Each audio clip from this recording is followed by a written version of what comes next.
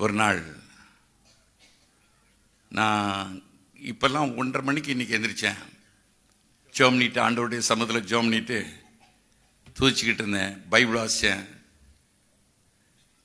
ஏசாயாவை முடிச்சுட்டு எரேமியாவுக்கு போனேன். அடுத்தது நான் நேற்று சேகரித்து அந்த வசனத்தெல்லாம் திருப்பி தியானிக்க ஆரம்பித்தேன். ஜோம் பண்ணிட்டு வந்தேன். இந்த நேரம் 5 மணிலேருந்து 7 மணி வரைக்கும் எனக்கு தூங்குகிற நேரம். முந்திலாம் நான் தூங்க மாட்டேன். அப்படி தூங்கிட்டா நீ ஒரு சோம்பேறி ஆக்கிடும். ஆனால் இப்போ இந்த ஹார்ட் ஆப்ரேஷன் பண்ணதுனால தூங்குறது தான் ஆகணும்ன்ட்டு சொல்லி 5 மணிலேருந்து 7 மணி வரைக்கும் ஒரு தூக்கம் தூங்குவேன். தூக்க நேரம் அந்த நேரம் இப்போ சர்ச்சுக்கு வர வேண்டியிருக்குது. ஆனால் அந்த நாளில் தூங்க போகிறேன், தூங்க முடியாது. அப்படியே உட்காந்து ஜோம் பண்ணிக்கிட்டே இருப்பேன். அன்னைக்கு பாருங்கள், ஒரு பெரிய கன்னத்திரின் ஆவி வந்தது. எதுக்கு கத்துற அந்த ஆவியை கத்தர் கொடுக்குறாரு? ஒரு ஊழியக்காரனுக்கு, சபைக்கு, ஊழியக்காரனுக்கு ஏன் அதை கொடுக்குறாரு?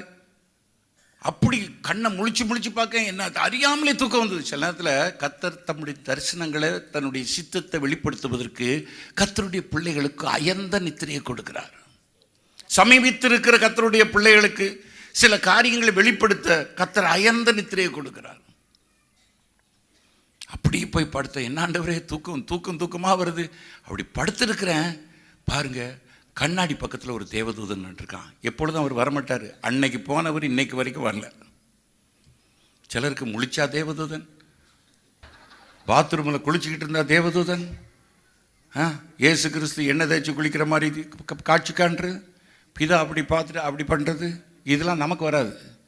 இது எத்தனையோ வருஷத்துக்கு முன்னால் அந்த தேவதூதன், இன்னைக்கும் அந்த தேவதூதன் எனக்கு நினைவில் இருக்கிறாரு. அந்த வஸ்திரத்தை அப்படி சுருட்டி வச்சுக்கிட்டு கண்ணாடி மேலே நின்றுட்டுருக்காரு. முகம் ஓவல் ஷேப்பில் இருக்குது. பயங்கர பிரகாசத்தில் நிற்காரு. ரெக்க இல்லை. இந்த காட்சியை நான் பார்த்தேன். இது அநேக வருஷத்துக்கு முன்னால் நடந்தது. அவர் சொன்ன ஒரு வார்த்தை, அனுப்பப்பட்டு வந்தேன். இந்த வார்த்தையை கேட்ட உடனே என் உள்ளம் குலுங்குச்சு. இதுக்கு தான் எனக்கு கனநித்திரையை கொடுத்தீர் ஆண்டவரே, இதை வெளிப்படுத்ததான். ஏன்னா என் வாழ்க்கை பல சிக்கல்ல போயிட்டு இருக்கு. அதுல என்ன ஆறுதல் படுத்துறதுக்கு ஒரு தூதன்,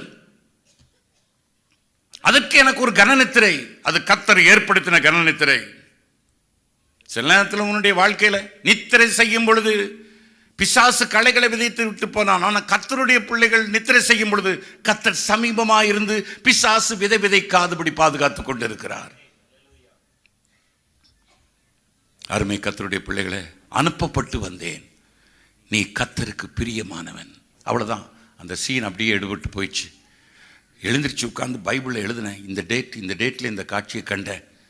இது இன்னைக்கும் என்னோட பேசிச்சு.